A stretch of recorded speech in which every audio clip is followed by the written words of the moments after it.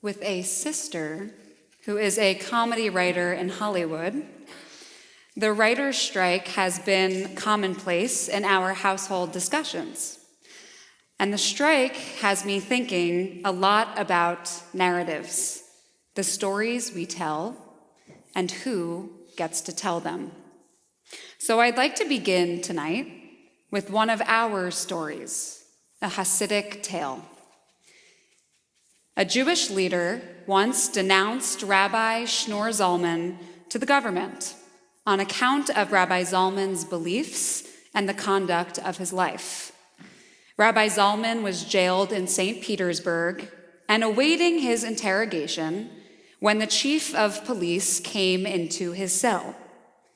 Deep in contemplation, the rabbi was not aware of his visitor.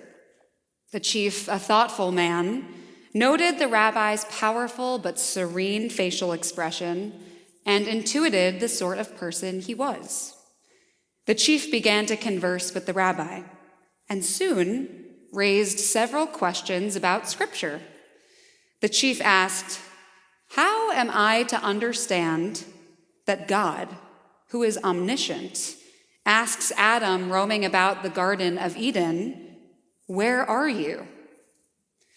The rabbi replied, "Do you believe that Scripture is eternal and encompasses every age, every generation, and every person?"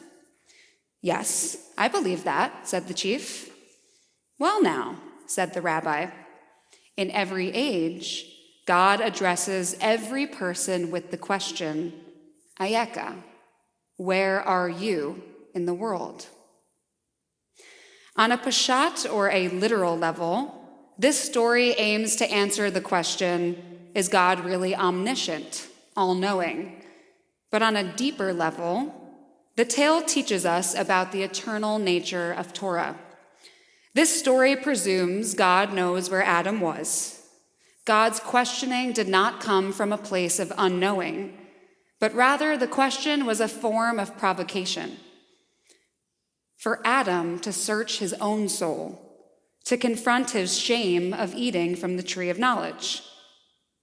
This Hasidic tale breaks down what entertainers call the third wall, the imaginary barrier between content and its audience. This parable teaches us that we should read the Torah as if God is asking the reader, each of us, like Adam and the police chief, where are you?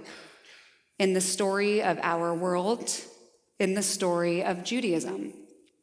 Since Judaism's inception, storytelling has served as an essential tool for extracting and imparting lessons for navigating our circumstances and cultivating our souls, just like the Hasidic tale we shared moments ago. These vehicles for remembering our ancestors and their experiences allow us to access the wisdom they acquired over millennia and to make it our own. We do this by retelling the Passover story year after year as a reminder and an exhortation to prevent history from repeating itself. The ethos we evoke through stories animate the many films and essays composed about the Holocaust, providing us with prisms for teaching the world about the depth and breadth of Jewish experiences, which have been described in books, magazines, newspapers, television shows, movies, on vaudeville and Broadway. And for our benefit of fostering continued learning about one another, our changing demographics, and the ways in which we want Judaism to evolve. And in order for Judaism to continue to meet the needs of its people, every member of our faith, of our family, must be able to see themselves in the grand Jewish narrative. And in order to do this, as Cantor said, they must count, or rather be counted. We confront this central issue in this week's Parashat Bamidbar, in which God commands Moses to take a census of all the Israelite people by counting the men, the warriors, of each household. When we read these words, we can't help but notice the census does not include the counting of female or underage members of Israelite households. I cannot imagine this is because women and children do not deserve to be included and valued as part of the Jewish narrative. Rather, I believe the omission occurred because this particular part of the Jewish history was likely written from the perspective of a male adult author. After all, each of us learns firsthand through our personal experiences in the world. The Hebrew infinitive of the verb to count, lispor, shares the same root with the word lisaper, to tell. The words for counting and telling share connections not just in Hebrew, but also in English, such as the affinity between counting and recounting.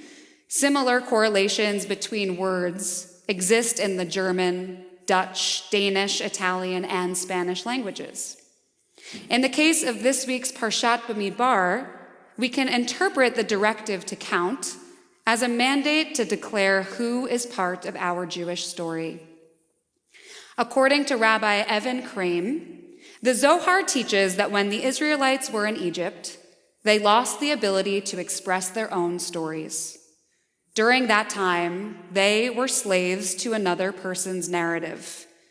When we left Egypt, we spent 40 years in the Midbar, the wilderness. It was there that we began our national storytelling and created our own identity. The Midbar is a wilderness, like the vast Sinai desert, but we can also discern a second meaning from this Hebrew root, to speak, diber. We went into the Midbar to find our own voice and to write a new narrative as a people. Next week, we will be celebrating Shavuot, the holiday of receiving the Torah, of revelation. Each year, we read Parashat Bamidbar in anticipation of this holiday of enlightenment, perhaps to remember the wilderness, the place where we found our voices. The 17th century Polish Kabbalist Rabbi Nathan Nota Spira once wrote that each of the 600,000 Israelites at Sinai represents one letter in the Torah. Just as a Torah scroll is considered invalid if even one letter is missing, our covenant with God would not be complete if even one person had been missing at Mount Sinai.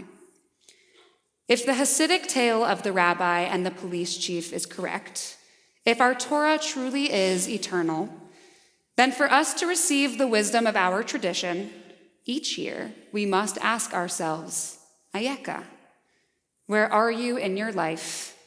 Where are we in the chronicle of our people? I wish us all the strength and resolve as we ponder this question, individually and collectively, during our final counting of the Omer and our ascendancy to Shavuot. May we never take for granted the mosaic of our voices and the stories among us.